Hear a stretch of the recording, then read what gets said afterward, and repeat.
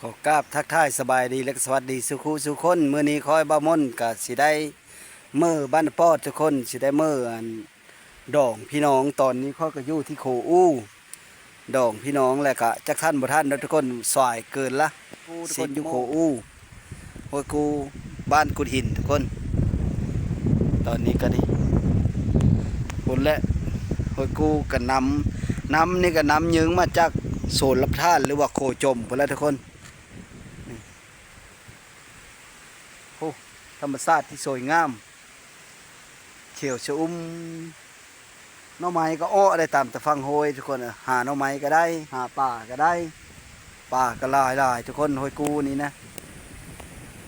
ป่ากับประเภทป่ากับเบาะทรายป่าอันนี้แหละป่ากด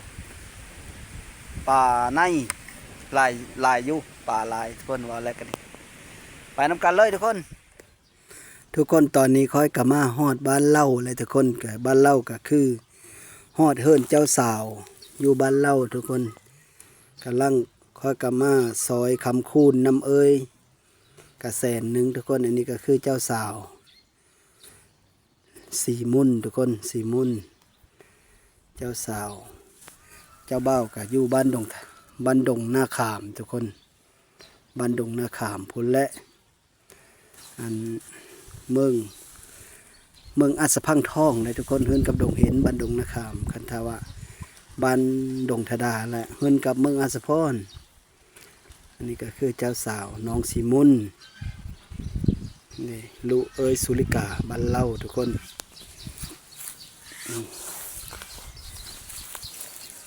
นี่ก็เอิ้นท่า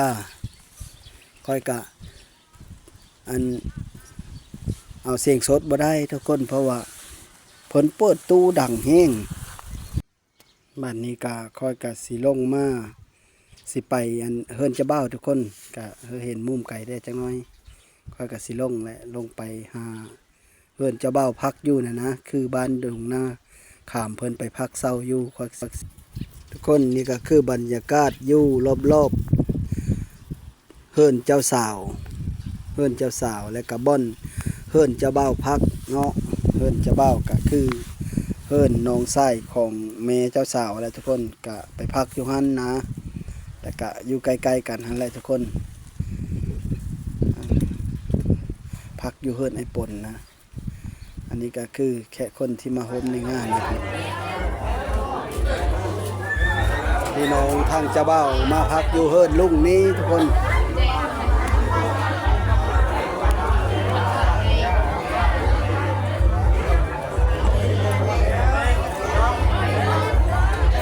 ตอนนี้ก็กำลังเข้าพิธีผูกแขนเอาผ้าขวัญทุกคนบ้านเริ่มเจ้าอยู่นะนาขาม บ้านดงนาขามบอกค่อยว่าบ้านดงตะดาได้นาขาม ดงนาขามเนาะซื้อเจ้าเบ้าเนี่ยเลยวะเบ้าสีทนโดยดงนาขาม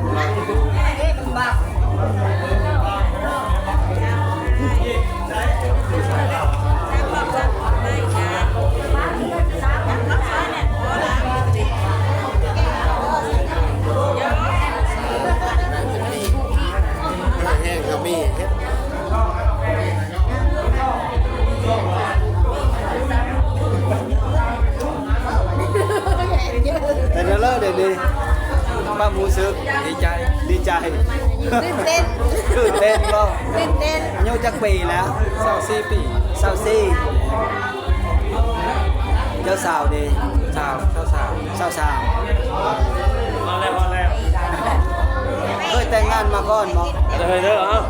ยังตั้งอกตั้งใจเด้อเอ้ยเป็นได้ความทุกข์สิเข้ามาได้เอ้ยเป็นได้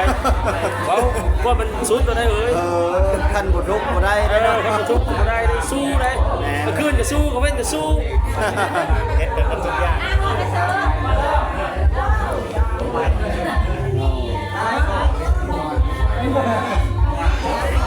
อันคบกันเฮิงบ่เลิกล่ะฮะปีกว่ามาปีกว่าแต่งเลยน้องนี่บ่พอสบายดีเด้อนก เบิ่งมีค่าใกล้ขวัญสบายดีสบายดีนกดงนาขามเนาะก็จะมีหูจักเนาะบ้านดงนาขามทุกคนเจ้าบ่าวบ้านดงนาขามเจ้าสาวบ้านเล่าบ้านนาปอดเพิ่นเจ้าบ่าวพากันเฮามาผูกคอต่อแขนหลังจากผูกคอต่อแขนแล้วเนาะเฒ่าแก่แนวโฮมหรือญาติพี่น้องกะพากันมาตุ้มมาโฮมพากันมาเป็นสักขีพยานทุกคนมาแต่งดองเท้าสีทนกับนางสีมุนทุกคนก็ขอเป็นทองแผ่นเดียวแล้วบ้านนี้ก็ฮักเกือแพงกันได้ทุกคนเพราะว่าคอยใส่เสียงสดบ่ได้เนาะก็ขอเฮ้อเป็นผูกแก้วเมทิพย์เด้อใจเลยแม่เลยแม่น่าสะพอนเลยเนาะ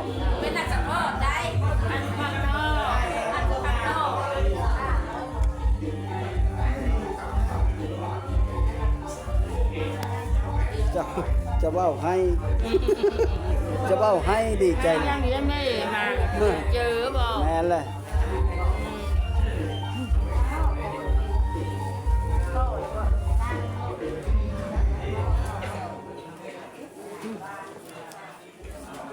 มาลายพอแล้วเนาะน้องญาติพี่น้อง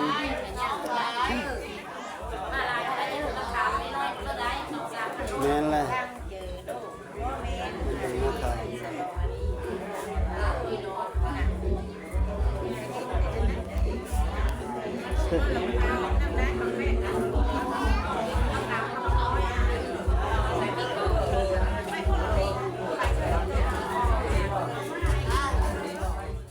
ตอนนี้ก็ได้เวลาแห่เคยแล้วทุกคนพอรามกะอุ้มผ้าขวัญบ้านดงหน้าขามปัดต้านเลยทุกคนเลยฮีดกับเจ้าบกคือกันผู้เท่ากว่าเป็นลามน้อยหรือว่า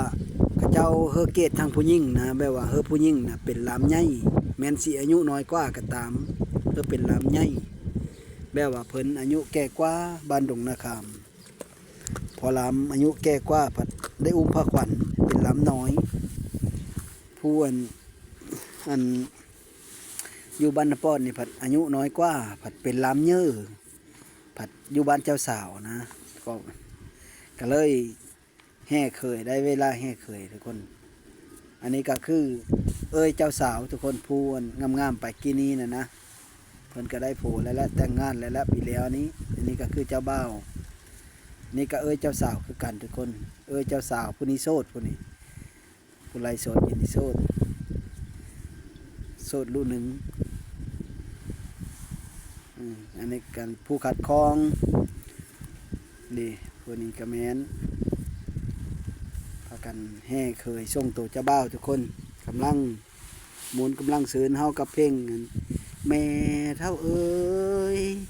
ลูกเคยมาแล้วนั่นแหละเพลงสัญพงษ์แล้วทุกคนแต่ว่าค่อยเอาลงไปได้สงวนลิขยันพิษลิขสิทธิ์ของเพิ่นเนาะขออภัยนำทุกคนหลายๆเด้อบ้านนี้ก็ส่งตัวเจ้าบ่าวแล้วก็เพิ่นกับปลุกตู้ปลุกพามไว้ทุกคนบ่ได้ขึ้นเฮิรนรถได้เฮาได้ไปหนังเศร้า YouTube อยู่พามหันสะก้อนและก็นางเศร้า YouTube อยู่พามหันเฮอเจ้าสาวลงมาสุมมาลุงตาเมิดพุละทุกคนเบิ่งค่อยว่าฝอนงามๆฝอนงามๆค่อยว่าฝอนเฮาเสียงเพลงแห่เคยนะทุกคนเพลงส่งตัวเจ้าบ่าวฝอนงามๆก็ว่าเจ้าว่าบ่ทันได้กินเบว่าบีบ่ทันได้เฮาว่าก็เลยบีเยอะฝอนไปเลยไปว่าฝอนงามๆได้ค่อยว่าผู้สาว3 คนตอนนี้ก็เฮานางตุ้มนางผามแล้วทุกคนเพราะว่าเพิ่นสิปลูกตูบแล้วก็มุ่งหญ้านะทุกคนมุ่งหญ้าไว้แล้วก็ขอเชิญพี่เชิญน้องเฮามานางเคยกับนางตูบนี่ซะก่อนทุกคนนางตูบมันนางผามนี่แล้วก็มีให้เรา เราหกให้ใกล้6โตพี่เลยนี่แหละประมาณเขาก็มีหูฮีดหูคล้องไปเลยทุกคนเพิ่นก็แต่งผ้าเข้าเล่าให้มาเสียก่อนแล้วก็สุมมาลุงตาเจ้าโคตรนี่เล่าให้แล้วก็นี่พากันตอนนี้ก็ได้เวลาสุมมาหยาสุมมาปู่สุมมาญาติพี่น้องที่ไปโฮมในงานเฉพาะพี่น้องฝ่ายซ้ายทุกคนก็ได้สุมมาตอนนี้ก็ล่มแห้งๆทุกคนเนี่ยว่ามือนี้ก็ล่มแห้งๆกะมันจะเฮาได้ทุกคนกะขออภัยหลายๆพากันสุมมาปู่สุมมาหยาสุมมาพี่สุมมาน้องญาติพี่น้องที่ไปโฮมในงานนั่นแหละกับหมอนกับแพร่ถ้าผู้เลิกเคอได้กับหมอนกับแพร่ถ้าผู้เลิกไก่กับหมอนร้อนถ้าผู้เลิกเคอหลีถึงขั้นว่าเป็นปู่เป็นหยาน้ำน้ำน้องและสนะทุกคนสนะและกับผ้าสโลงทุกคนสุมมาปู่สุมมาหยาสิ้นไหมได้สุมมาเลยผู้ยืนหมอนนี่ก็คือผู้หลักผู้ใหญ่เลยเป็นเจ้าภาพทั้งฝ่ายซ้ายเป็นผู้พาสุมมาทั้งฝ่ายยิ่งได้ทั้งฝ่ายซ้ายได้แล้วก็สมมติสมโคนโหนแมนว่าได้ตัวนั้นนะถ้าว่าคือว่าไก่กับเพิ่นสิฮู้จักนะผู้หลักผู้ใหญ่ผู้ยิ่งแม่เฒ่าอันนี้นะก็เลยเป็นผู้สมมาก็คือการสมนาบุญคุณพ่อแม่ทางฝ่ายซ้ายที่เพิ่นได้เลี้ยงลูกชายเพิ่นมานะทุกคนก็ผู้หญิงเจ้าสาวก็ได้สมนาบุญคุณเป็นผ้าแพร่หมอนสนะหรือว่าเสื้อนอนนะทุกคนตอนนี้ก็ได้เวลาหึ่นเฮิ่นแล้วทุกคนผ้าเจ้าสาวก็หึ่นแล้วก็เจ้าบ่าวหึ่นทุกคนพอรามก็อุ้มผ้าขวัญหึ่นเจ้าบ่าวก็กำลังสิหึ่นทุกคน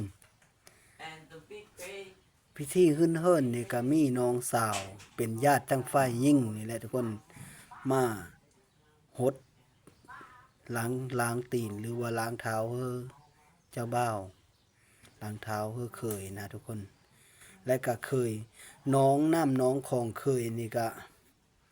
คัดคล้องคัดผาถือขวานทุกคนและก็โดนฟืนเฮือนไปนึ่งข้าวดังไฟนึ่งข้าวเฮ็ดอยู่เฮ็ดกินแปลว่าเฮ็ดตามฮีตตามคล้องตะกี้นะทุกคนอันนี้ก็คือเฮิ่นนี่ก็พระราชหัวกันได3เถอเพิ่นพระราชหัวกันได3เถอจังหึ่นนะพระราชหรือว่าสลายลงนะ3เถอหึ่นไปหันแล้วก็หูจักถังหลังคาเบิ่งหลังเฮิ่นเบิ่งหลังเฮิ่นแปลว่าหูจักว่าเฮามาสู้อยู่สร้างแล้วตะกี้น่ะมันเฮิ่นมุงยาเนาะยานมันโหมันผิดเลยแหละเบิ่งแย่งนะแล้วก็เฮิ่นไปเลยทุกคนค่อยก็สิขึ้นนำกันเลยหลังจากขึ้นมาเฮิ่นแล้วก็ตั้งผ้าขวัญอยู่นี่ซะก่อนทุกคนแล้วก็เพิ่นก็สิย้ายเฮาห้องทุกคนเฮาห้องหอเนาะและค่อยก็สิพาทุกคนไปเบิ่งอันผู้ขัดคล้องขัดผานะทุกคนไปเบิ่งนำกันว่าเพิ่นสิหลังจากเฮามาฮอดเฮินโคแล้วก็ฟักเพิ่นสิเอาตองเอาซีนต้นนึงบอกไปเลยก็ได้ทุกคนเสื้อคองแล้วก็เอามาฟักเสื้อเข็งปกเฮ็ดอยู่เฮ็ดกินนะเฮาจักแต่งแรงแต่งง่ายนะทุกคนแม้ว่าเจ้าเป็นเคยจะทำใจกว้างอย่าได้อ้างสรรพสิ่งสันใดไหลใกล้ไหลว่าเชอไหลว่าเชอไหลมาไหลว่าเสไหลควายไหลว่าเจ้าจะดื้อเตะเที่ยวสุยลุยต่อหน้าเจ้าโคตรอย่าปากโพดสรรพสิ่งสันใดให้เจ้ามีใจเลื่อมใสดอมนางแทบไทยเจ้าเป็นไผให้เจ้าฮักแม่โผอย่าได้เว้าโน่ควันโผสู่มู่เพิ่นว่าหูจักฮีดจักคล้องฮีด12คล้อง14ทุกคนฮีดผู้ไทยมีละฮีดผู้ไทยบ่ได้ละได้ไล่ทุกคนมีกับเบนกระตังซ้ายเข้าผู้นี้น่ะเป็นน้ำน้องล่ะสอนน้องนะและต่างแบบ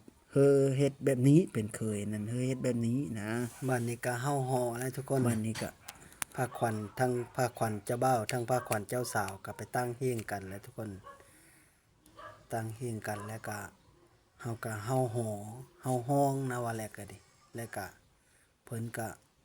พอลามเพิ่นก็ผูกแขนเอาลูลามเนาะผูกคอไม้คอมือเพิ่นเว้ามาฮอดแล้วก็ไม่ได้ก้มหน้าอยู่ได้ง่ายตาอยู่เป้ามีไก่ผู้โอกตัวทอนกยุ่งไก่ผู้สูงตัวทอหันค้ำเสียงหันเพียงฟ้ากระตาเพียงบนมาฮับเกาคูนขวัญลุลามทั้งสองนี่แล้วเป็นโพแก้วเมทิพโพยิกเมเซลคำรับหนาวเชื่อร้ายเขารับเยอะนะก้อนไข่นะจี้ทางยาวจี้ทางยาวได้เขาจะน้อยอย่าเชื่อรายได้เอาเข้าเลยลงบ้านเรานี่แล้วแบบว่าไงสายกับบนฝาก้อนโถก้อนเมฆสายก้อนเมฆเอ้ยปลายกันโอเคซ้อมสิก่อนในนั้นแหละสายบนนี้เบิกสายเอาขวานยับไปดูทางรามเขาพูดยับไปดูทางรามเขามันมีชื่อกันยับไปยับไปดูทางรามแล้วก้อนชื่อบนซ้ายชื่อขวาน่ะมันดังดังเลย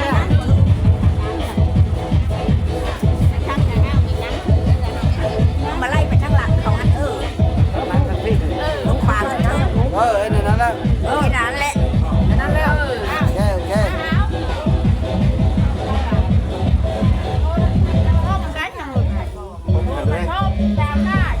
ทบกันสามบ้านโบเม่เอาหอมแก้มมาได้บ้านหนึ่ง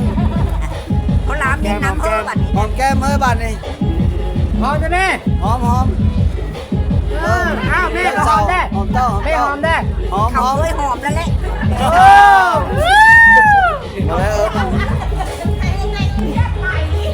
เมื่อหอมก็เฮาบ่เห็นน้ำเด้นี่เฮาบ่เห็นน้ำเล็กแล้วหอมแล้วได้แหละเส้นแหละเส้นน้องเส้นแบบ